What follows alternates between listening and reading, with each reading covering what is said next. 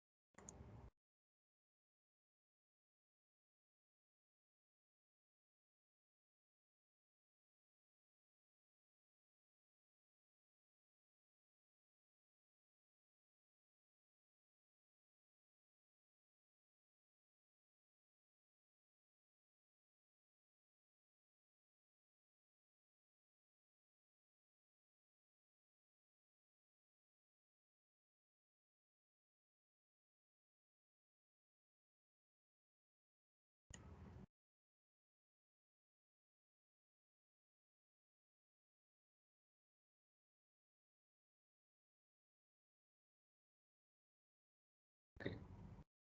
Whether my screen is visible now? Hello?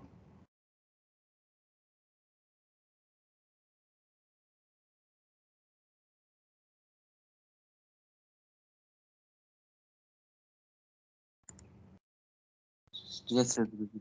Okay, okay, thank you.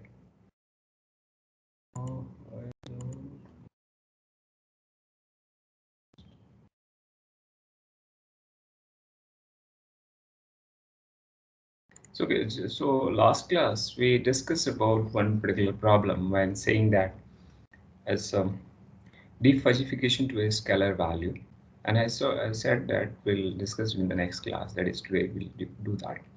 And the problem was something like this: that through a particular area, the suppose Indian Railway wants to lay another rail line, and for that, as per the right of way, they can ask the land from the farmers or the landowners who were having it. So various committees were formed, and let's say that the surveys was done that how much should be the land required for this particular purpose. So those surveys were done at different point of time, and based on the survey, the membership function, one particular survey committee gave this one, another committee gave this one, and another committee gave this one. Now these three memberships functions are there, and we cannot say that one is better than other one directly, because some effort has been gone, some knowledge, domain knowledge has been used for each and every survey. So why not to combine this all these things and come out with a single membership function which captures the best of the two or best of the three survey information, and using that we'll be able to find the what is uh, the the scalar value or the width required for the rail line to be laid in that particular area. So we'll see how do we go about it. For this, we'll be using this classical centroid method for finding this. So we'll see this. So this is something, a diagram will be there. So I'll do one thing. I'll just a minute. Let me draw it and show the calculation, because some calculations are very peculiar here, and it's not difficult. It's very easy, but at the same time, we should know this how it has come, because in this book they directly follow and do it. So I'll go over step by step and I'll show you how it has been done. Okay, so just be careful and be attentive, so you can expect some problems based on this. So the methodology is very simple, and it is can be generalized to any other situation as well. Just give me a minute.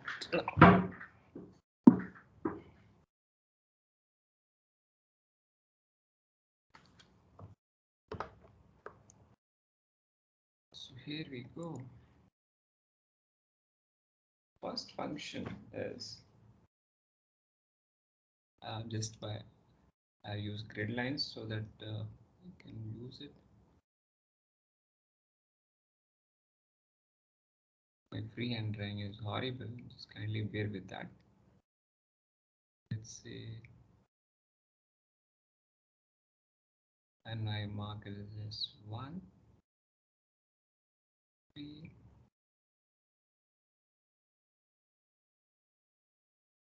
5, 5, let's say.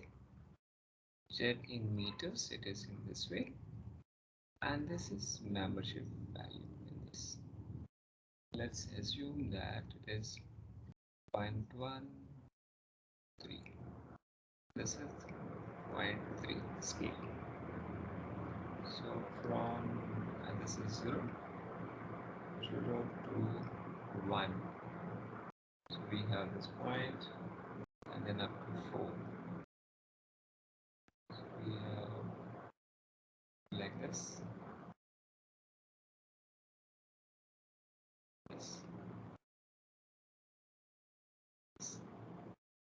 There is another one,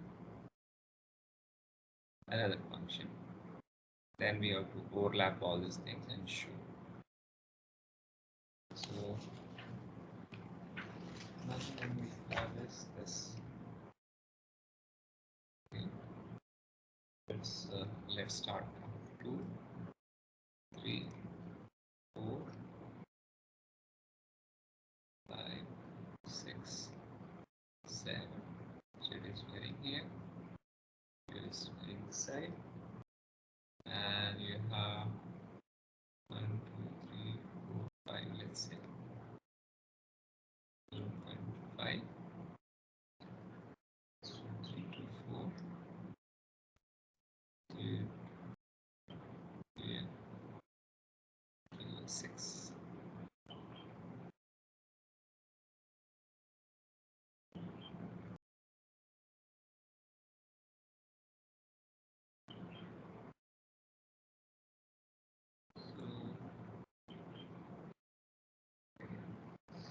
One more is there.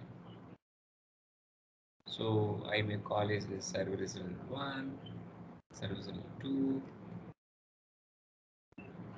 Let's say this one. So let's start from 3, 1, 4, 5, 6, 7, 8. Let's say again Z in this way and mu. Let's say this is server 4. So 5 to 6 and there is a 1. 5 to 6. So 6 and 7 only.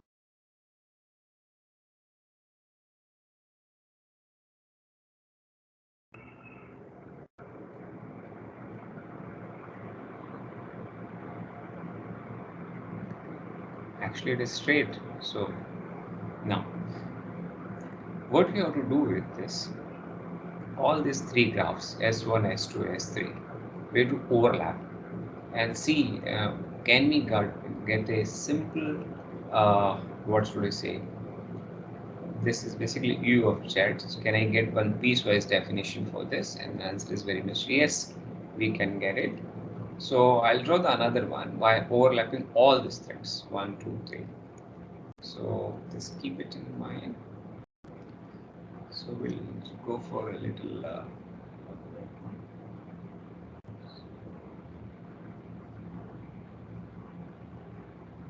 drawing on this board, looking at screen, and this one is fine too difficult. 2, 3, 4, 5, 6, 7, 8, 9, 10. Is this way?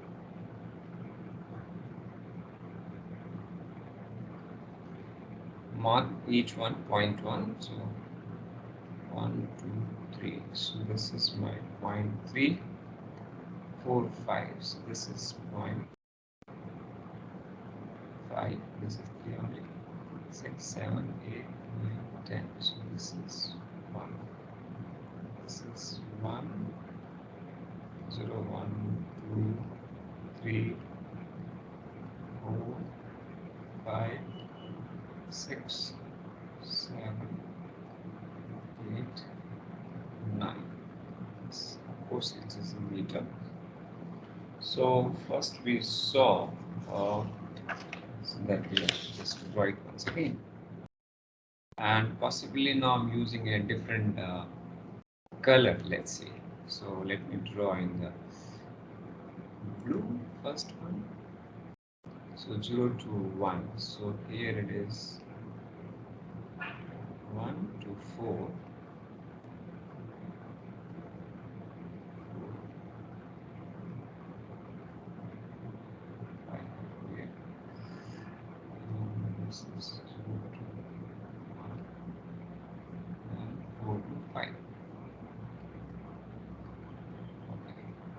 Another one I have, let's say I'll put it in black now.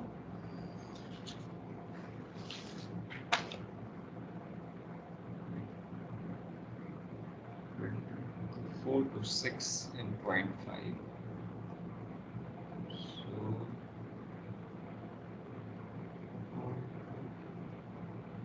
6. So 3 to 4. Let's say this way.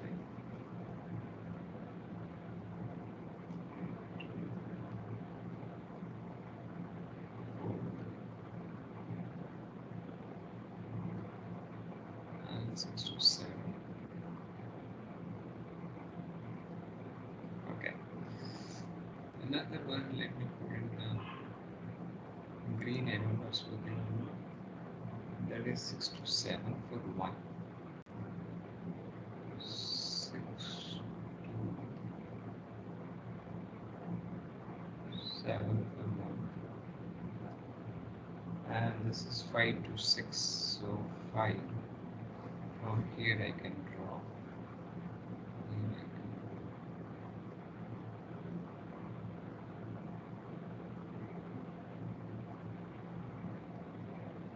Another one is 7 to 8.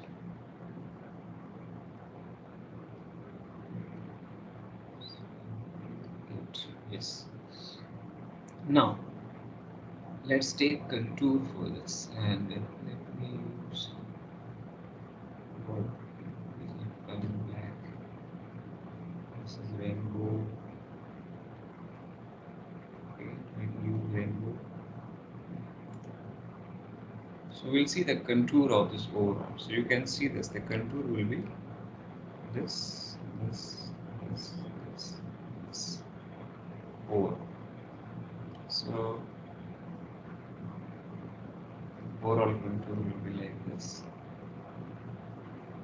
Okay. And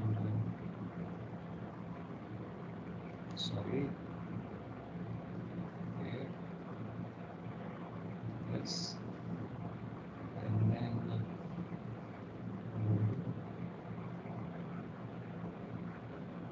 this one.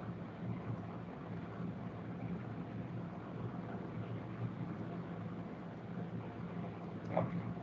So this is all we are going to have it. So this is the entire part of the contour.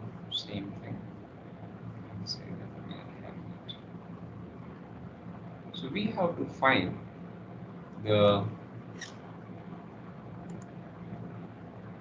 expression for this particular, so that we can find this mu of z. So this is overall mu of z.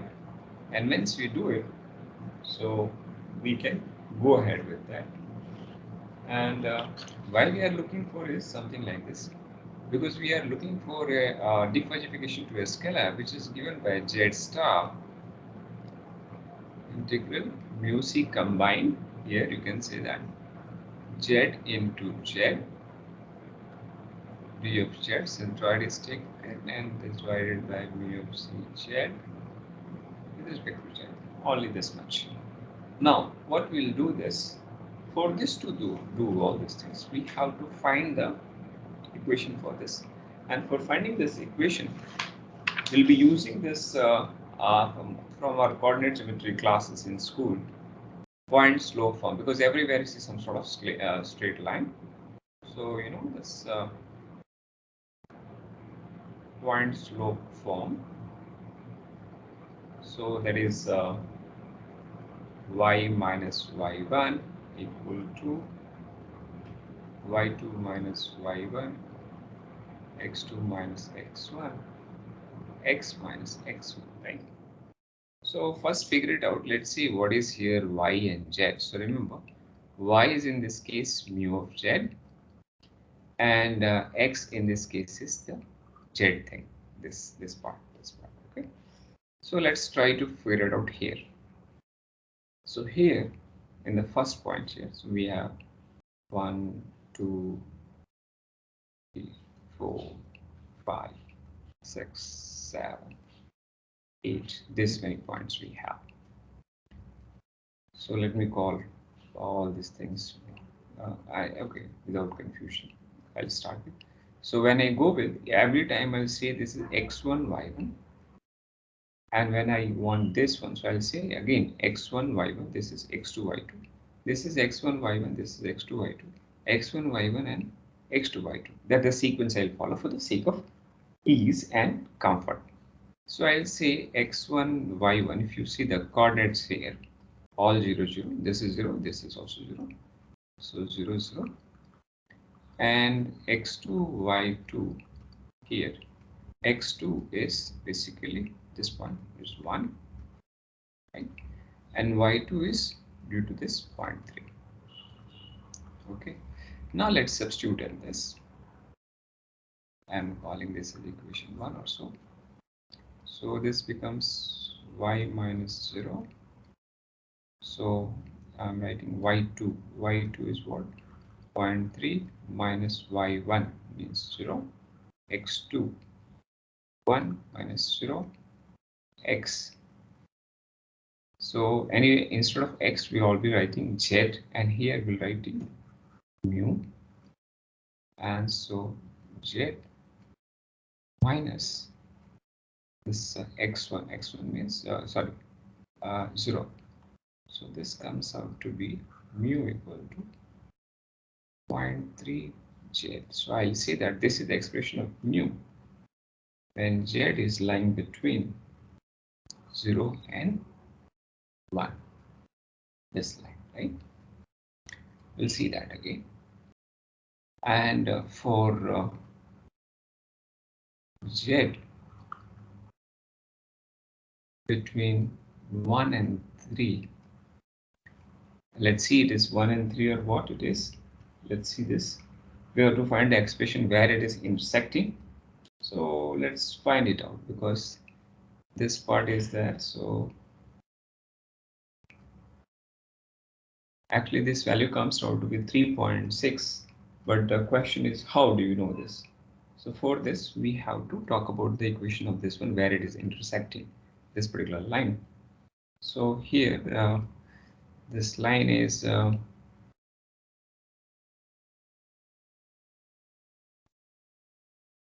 3, 0. This particular line 3 and 0. This particular line. So if I take as a x1, y1, it is 3, 0, and this point is, if I take as a x2, y2, so this comes out to be 4 and 0.5. So this straight line, it is intersecting here. So we'll discuss it. We'll find it out. But before that, we need the equation of this entire straight line. So same way we'll do it. So we'll say mu minus x1. So x1 is basically 3 here. Not x1. Sorry. It's a y, right? So this is 0. y2. y2 means 0.5. y1 is 0. x2 is 4 minus x1 minus x1, that is 3,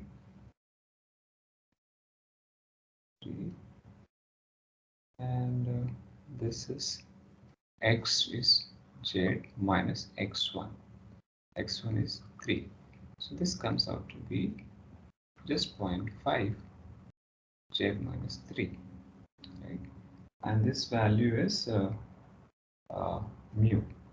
Now we wanted to know what is the value where this line is intersecting, and so that this value is 0.3, I want to know what is this particular value of z. So here we can substitute 0.3 equal to 0.5 z minus 3. I don't know what is that. So what I can do is z minus 3 equal to 0.3 by 0.5, and z equal to, we can see that 3 plus 0.3 by 0.5, which comes out to be 3.6. Is that okay here? Why we are doing it and how do I get it? Hello? Hello? Are you there? Yes. Okay. So actually we wanted to know the intersection of this point, and then only we have to find a slope for this one, only this much slope. And for that we'll be doing it. So now I can say this. Anyway, this was there, so I can say that for the line between 1 to 3.6, this value is 0.3, just 3.3. We'll revisit again later. So we found piecewise definition for this. Now we have to look for only this much, which should not be a problem. Actually, you already know it, but let's see this again. So here, if I want, what is x1, y1 here at this point? What is x1, y1? Anybody?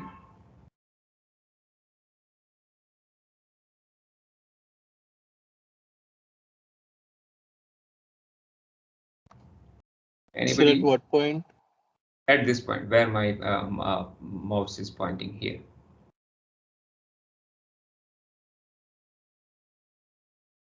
What is x1, y1 here?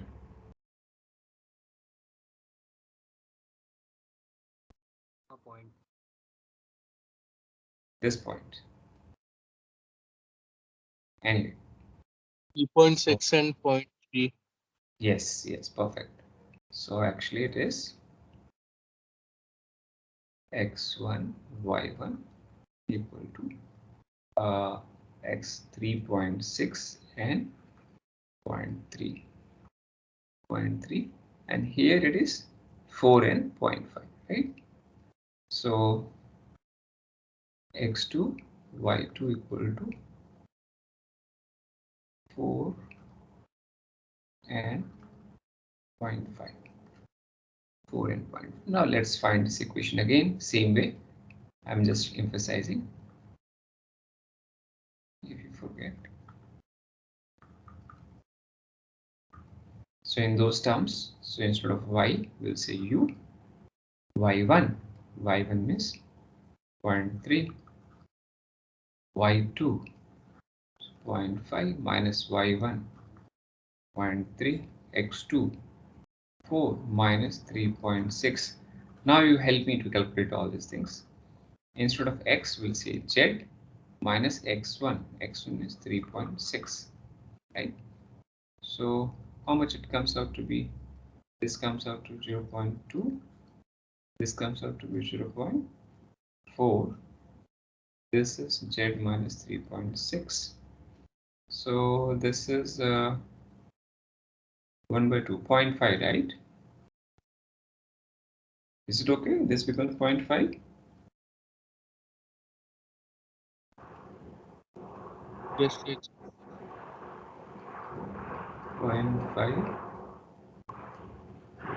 This is z minus 3.6, and this is mu minus, so we'll see, add this 0.3 this side. So I can just write it as a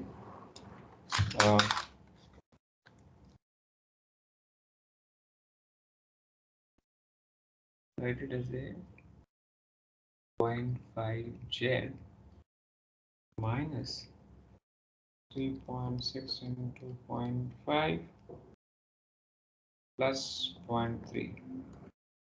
This comes away 2.1. Now remember this. So I can see now that mu is equal to 0.5 z minus 2.1 when z was lying between where 3.6 to 4. So this is the other part, we have to add it to this one.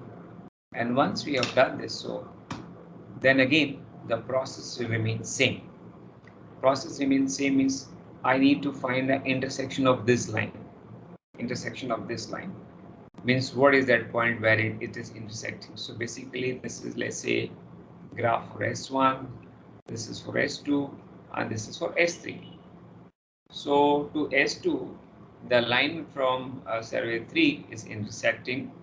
And now to find it out the point, this particular point, I'll follow the same process what we have followed for this one. Now remember that, don't think that the whatever the equation for this is there, same will be for this one. No, slope will be same, but this will be, equation will be different, right? Because the ranges are different. So we'll find it for this one. So let's see, just write it now. Just help me. What should I write? So this is my x1, y1. So x1 comma y1 in this case will be 5 comma 0, and x2 comma y2 will be this particular point, that is 6 comma 1. So let's just find the equation for this. So we want this mu minus x1. X1 means, sorry, y1, not x1, 0. So y2 means 1 minus y1, 0. x2 means 6 minus x1, 5. Z minus what? X minus x1. X1 means again 5. So this comes out to be mu equal to Z minus 5. 6 minus 5, Z minus 5. Now we wanted to know the value of Z where mu is this one. So it's intersecting here. So mu value is 0.5. So I can write Z equal to mu plus 5 or 0.5 plus 5, which comes out to be 5.5. So I'm saying that this particular point, when you drop it here, it is not to the scale, this is 0.5. So now my new x1, y1 for equation of this particular line, and this, of course, this is straight away, that is not a problem here. So I can say it's quite messed up, it's going to be big screen, but that is a limitation I have. So I'm just writing it here. Kindly just mind it. Here that Z4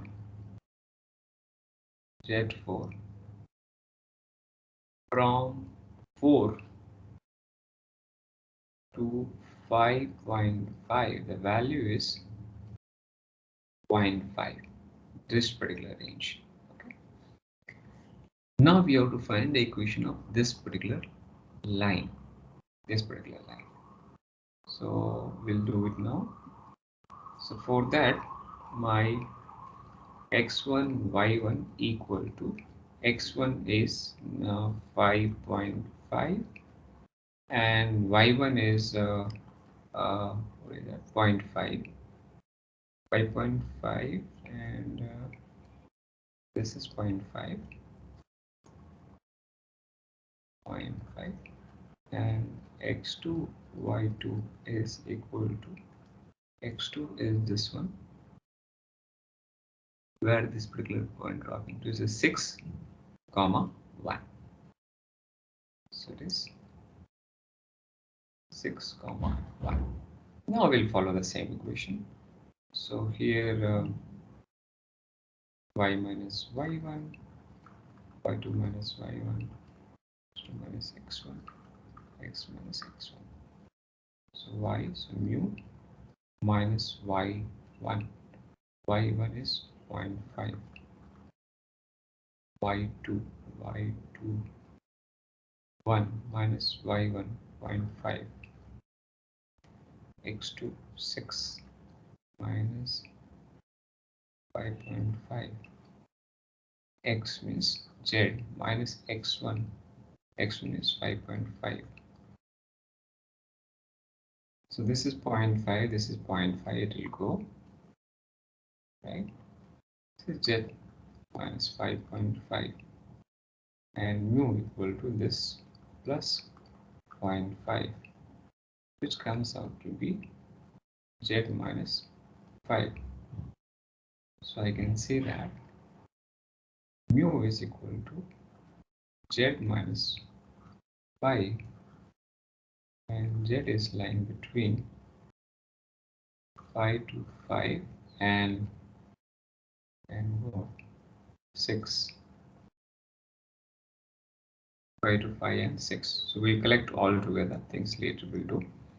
So this you keep it in mind for the time being. Sir, between 3.6 and 4, the equation should be minus 1.5. Here, Yes, sir. Because it's minus 1.8 plus 0.3. no, minus cannot be. See, because this is upward slope, so it can never be minus. I might have done some mistake here. So this was we were talking about, right? This we were talking about. So 0.5 Z. This is minus 3.65 plus 0.3. Let me check that once again. Is this substitution is okay? No? Yes, sir. Substitution is okay. Only the last step. Okay. Let me just check it. Just check. I just quickly did it. So this is 0.5 Z. So 0.5 into. Okay. I understood what you're saying. So just a minute. So minus 3.6 into 0.5 plus 0.3. Okay. Correct. Instead of 2.1, it should be 1.5, right? Yes, sir. Okay. Thank you. It should be 1.5. Yes, correct. I thought minus you are saying here. So overall minus won't come. This is correct. Fine. So we are done till here. Till here, no confusion whatsoever. And then between 6 and 7, it is going to be 1. So we'll say right here itself.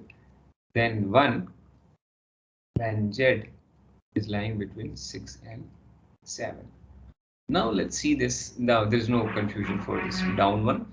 So instead of you put minus or something, you take this as a x1, y1, this as a x2, y2, because we are following this path coming this way. So x1, y1 is not a problem. X1, y1 is 7, 1. So we'll just write it now. So x1, y1 is nothing but 7, 1, and x2, y2 is nothing but 8, 0. And you see that this minus slope will come automatically in negative. So this is 8 and 0. Now let's see, write it. So we'll do the same thing.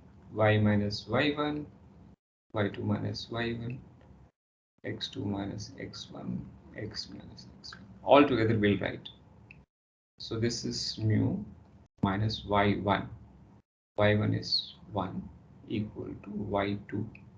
Y2 is 0 minus y1. So 1. X2 8 minus x1 7. See, negative is coming. Z minus x1. X1 means 7. So this comes out to be 8 minus 7. This is minus. So instead of minus here, Z minus 7, I can write as a 7 minus Z.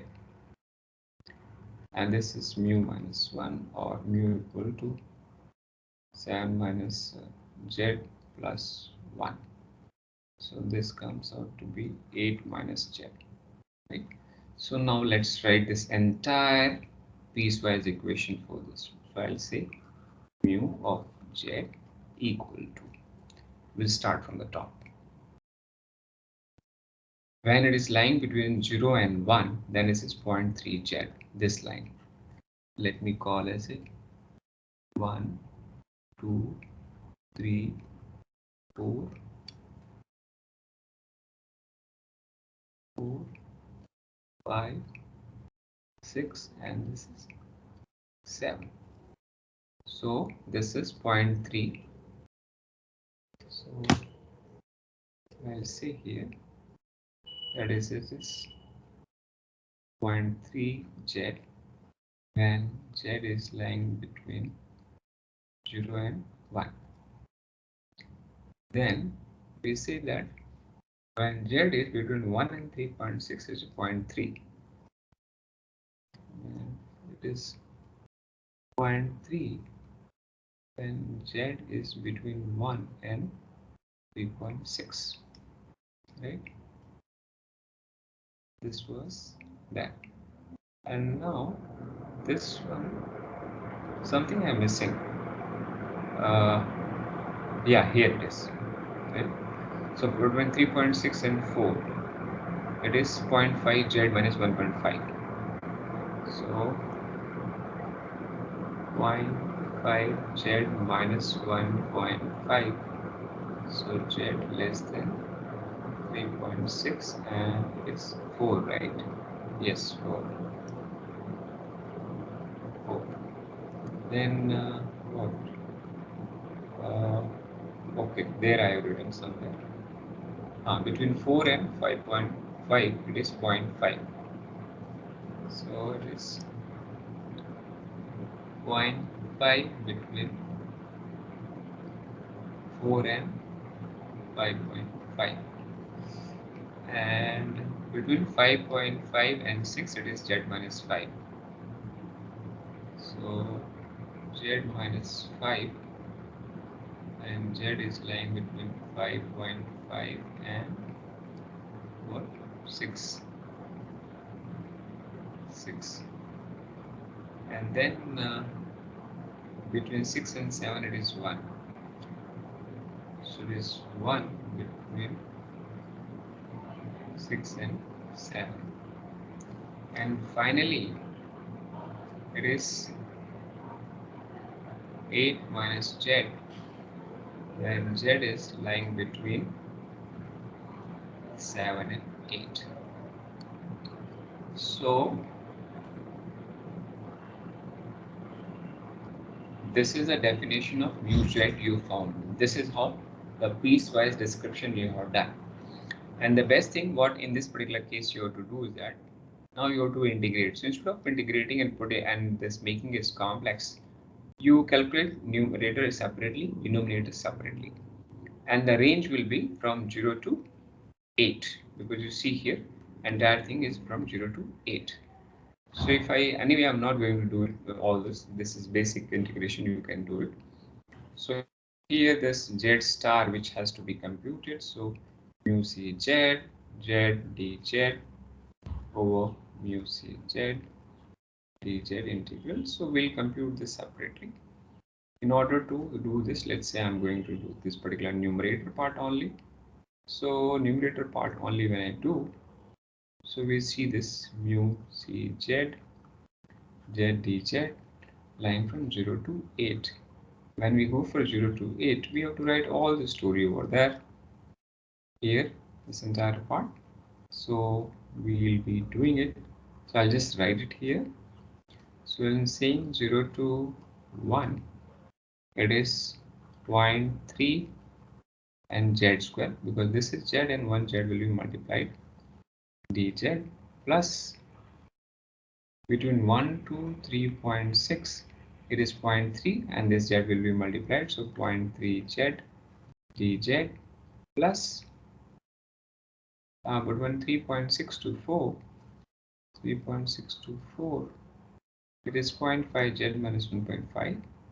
So 0.5 z minus 1.5 into z dz, and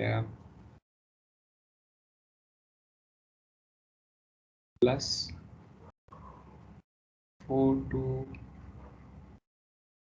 5.5, it is 0.5z dz plus 5.5 to 6, this is z minus 5 into z dz plus this is 1, so it will be z.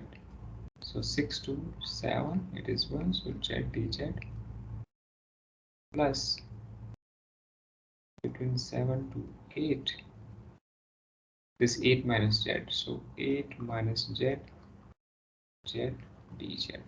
So this thing entire you compute, and I hope you remember everything about the integral. So if you once you do this, and it's a definite integral, so after finding the definite integral value, the final when you solve it is upper minus the lower limit, and that will give the integral value. So this is how we get it. Okay, so this is the numerator part, you will be doing it, and denominator part, and this value comes out to be here the correct one, whatever it may be. So this you do it. My emphasis was this particular section only, because you may get different way or different waveforms of any combination here, but mostly it will be rhombus or triangular form, and this is the process you'll be following a simple point slope form to for the given after the combined waveform you have to find this one, and after that the story is very simple, you can find this most of the time. If this formula is not used, some other formula may be used, and that formula will be given to you, so you don't have to really mug up all those things. Okay, so this is all is going to be here, and okay, so I'll stop for some time because in a minute I think your quiz will start here. And then we'll resume the class for the rest of the module, next module. Does anyone of you have any doubt here now? Hello? Hello? No, sir. Okay.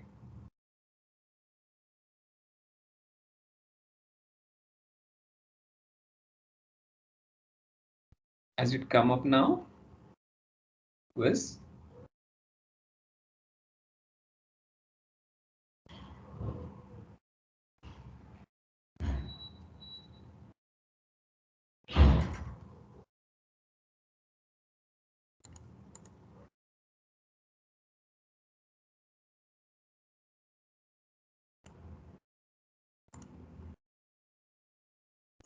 It should come. Okay. Just attempt it. I'll join you within 2.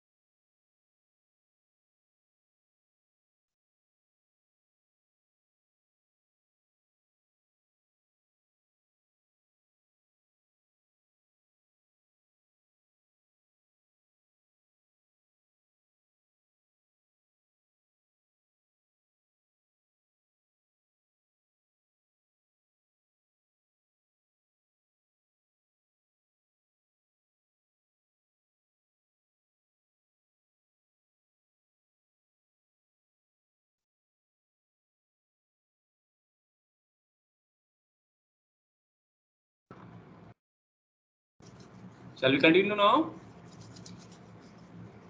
Hello.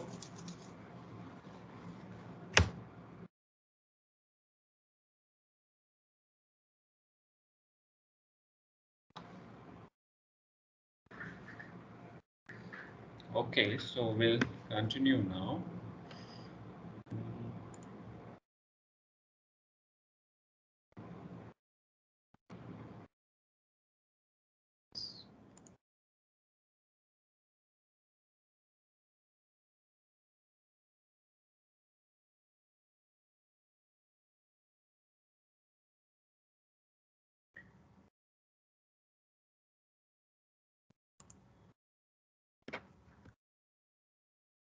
So the next module which comes into this one, and an ultimate module, you can say that is logic and fuzzy systems. Hello. Hello. Yes, sir. Okay, so we'll start with this, and I hope everybody could submit the quiz, and it was very simple. So anyway, so now we are so far we have not seen anything about the logic part of the fuzzy. So far we developed various tools to understand how fuzzy is working. Basically, what the fuzzy set it means, what is the fuzzy relation, how do I combine this relation to make another relation, and then how do I defuzzify something to a vector, to a set itself, and defuzzify to a scalar. So we have developed all those things. So far we have not seen anywhere what is the logic component in the fuzzy. So that we'll see now. So basically the logic is a small part of human capacity to reason. We know that. And every now and then we say that, okay, it sounds logical or is illogical, something of that sort. And you'll be surprised that basically this kind of reasoning power which God has gifted to us, we take it for granted. Every now and then we reason, and we are empowered so much. And imagine that if you are going to design a system, such a small system, for reasoning to mimic the human reasoning power, you'll be surprised that so much complexity has to be introduced into that. Whereas a small kid is, you can say, 4 or 5 year old, will be able to reason very well and efficiently. And this you observe, and which is something gifted to us, and we take it for granted. And thus we come to know when we understand that, oh, so much is involved in that. So logic can assist us in organizing words to make clear sentences. That's why you might have observed that basically when we were growing, or when you observe some kids, maybe 2 year or so, when they start saying some ma or papa or something of that, the words there, and they simply throw the words. And as they grow, of course, their vocabulary increases, but apart from vocabulary, they learn themselves by observing the surrounding, that how to connect these words to articulate what I want. And then you see that initially they will just throw the words, and the parents basically connect the dot and tell, okay, what the kid is looking for or what is asking. And slowly they develop the grammar, means they acquired the knowledge of the grammar, and without being literate, and they learn to join those things, and they make the sentences clear slowly. So logic cannot help us to determine what sentence to use in various contexts, of course. So it is not always possible for us. That, of course, is quite contextual, and that's why some people are very good, and they know that under what particular situation what to say. And in that case, for logic is not directly used. Something other part is being used of human brain. And if you are aware of that, that in this particular scenario, what I should utter or not to utter, something of that sort. So classical logic is binary in nature. So a proposition is either true or false. That is basically Aristotelian logic, or you can say Boolean logic. So either true or false, nothing in between, right?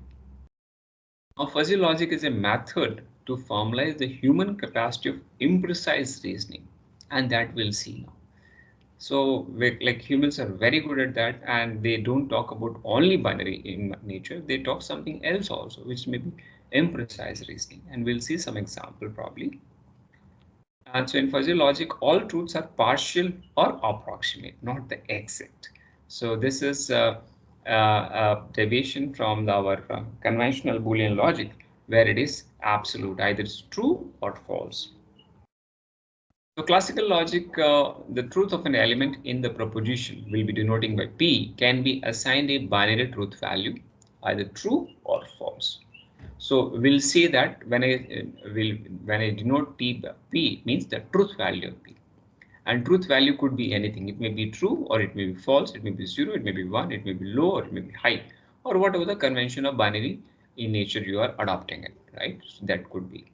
So, but we'll be writing T of P means truth value of proposition P. This is the notation we'll follow. Now, if you use a universe of all proposition, now here we are going to talk about universe of proposition instead of saying universe of discourses, which you have seen as far as when we're discussing about the sets. Now we say universe of all proposition. Then T is defined as some sort of mapping function. It's a simple thing, but it's just represented using some particular notation. So we'll follow that.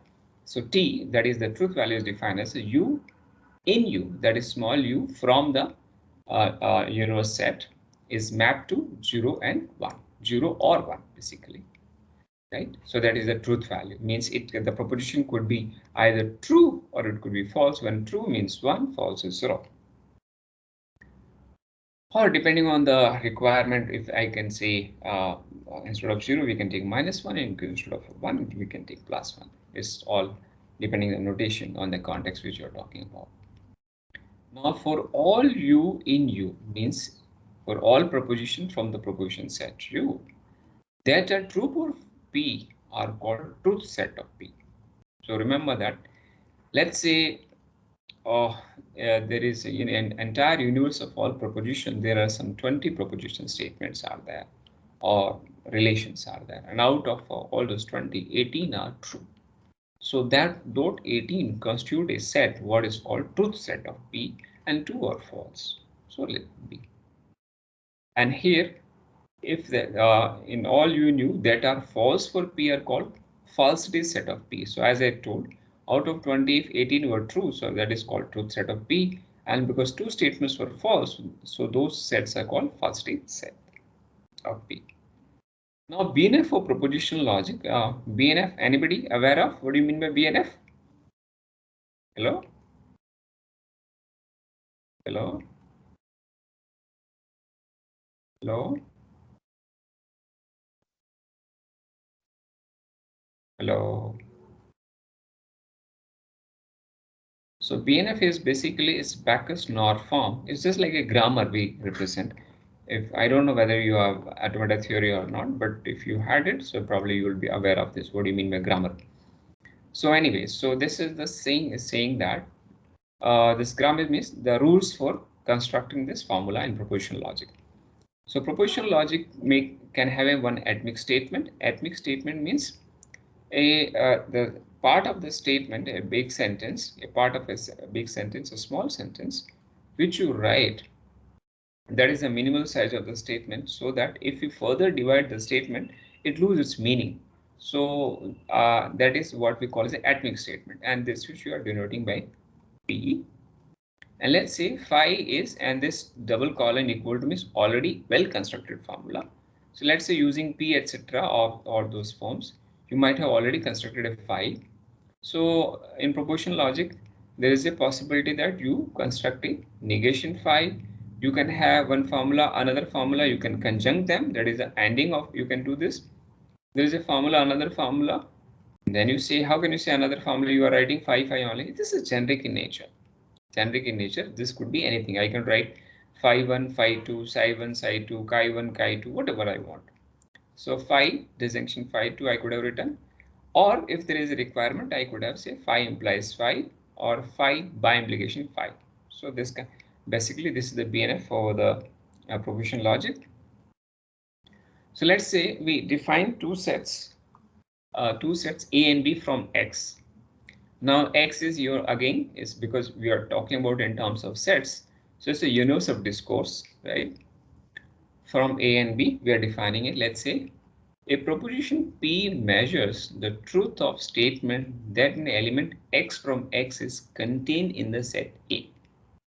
Similarly for set B, it just try to measure that whatever the statement X is there from X and which is there in that, how many are true. So conventionally, we can simply say that truth that we are denoting P, saying that truth that X is in A. A is some set, and you are talking about that particular element. And you know that whenever we talk about this set, this some sort of elements will be there. And Q is the truth that X is in B. So what is the truth that X is in A? That you are denoting by P, those proposition. And those proposition which are true in B, we are denoting by Q. Where truth is measured in terms of truth value, and which we already seen that TP equal to 1 if X is in 1, because we are talking about proposition P. So if X is in A, it will be 1 and it will be 0 otherwise if it is not in A, as simple. Similar relation can be written for TQ. So if I say TQ, here it will be 1 when X is in B, otherwise 0. Now using the characteristic equation to our function to represent truth and falsity, we can write something like this. Same thing here, we are slightly tweaking this and taking a different way to represent. So instead of saying truth value, we are saying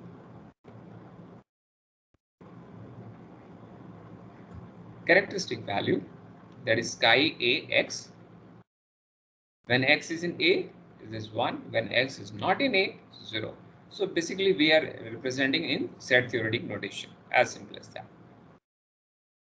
And remember, this chi we always use to represent the membership function for the crisp set or classical set, whereas we use mu to represent the fuzzy sets, characteristic function for the fuzzy sets. Now given a proposition P, that is X is in B, P, and P complement means set of all those propositions for which X is not in A. This means not in A. We define the following. So we define all this disjunction, conjunction, etc., etc. So we say P disjunction Q. So we say that it means that X is in A or X is in B. Hence, remember that because disjunction is there, and when you are talking about max over all these values, so truth value of P or Q, it is nothing but max of this one. So this is similar to what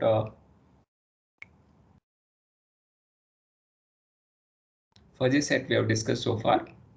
Whenever there is a disjunction, we take max, and whenever there is a conjunction, we take min, as simple as that. And conjunction, as I told, P and Q, so X is in A and that X has to be in B as well. Hence, the truth value of P conjunction Q is nothing but a minimum of TP, TQ. And this is a truth value, either 0, 1, or whatever the value is given to you. Negation, if T P equal to 0, then T of P complement equal to 1 and vice versa. This is obvious.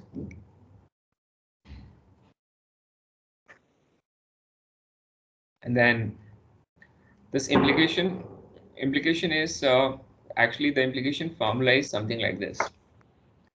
P implies Q can be written as an equivalently negation P disjunction Q.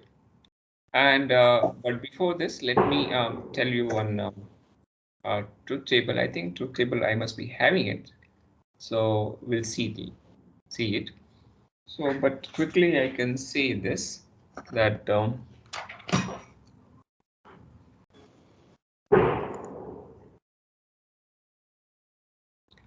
if there is P implication Q, it is equivalently we say that is negation P disjunction Q, and this you can check it out.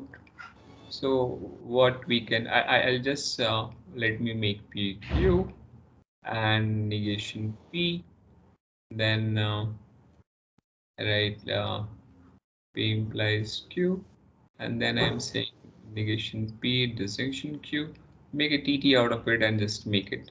So TT FF EF EF, just hold for a minute, I'll do this. FF, and this is going to be true. Now remember, when implication happens, the TT works something like this. This is a cause and this is a consequence, right? When cause is true, a consequent is true, this is overall is true. When cause is true, consequent cannot be false. So it has to be F in this case. When cause is false and consequent you know that is true, it can be true. It is true. When cause is known to you true, consequent is false, that is also true. Now, we'll try to, so this is the TT for the implication. Now we'll see that negation P disjunction Q, what we are going to get. So negation P disjunction Q, T and F, T or F, T, F or F, F, T or T, T, F or T, T. You know that this and this is matching, so I can say that logically they are equivalent. So this I wanted to show you. Now, so just a minute, I think I'm done with. So on this slide I'll stop, but hold up for a minute.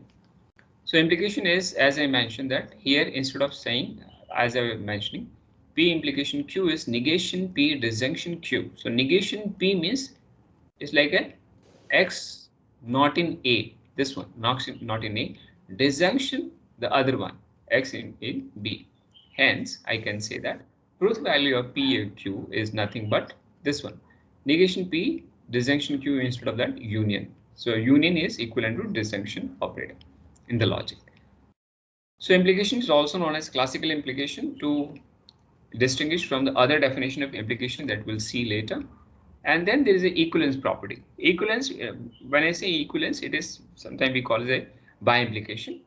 That is P implies Q and Q implies this one. So how it can be? So just a minute, let me just put it across here. Whenever we say P by implication Q, it is, I'm not going to show it here. Don't worry that I'm going to waste your time now.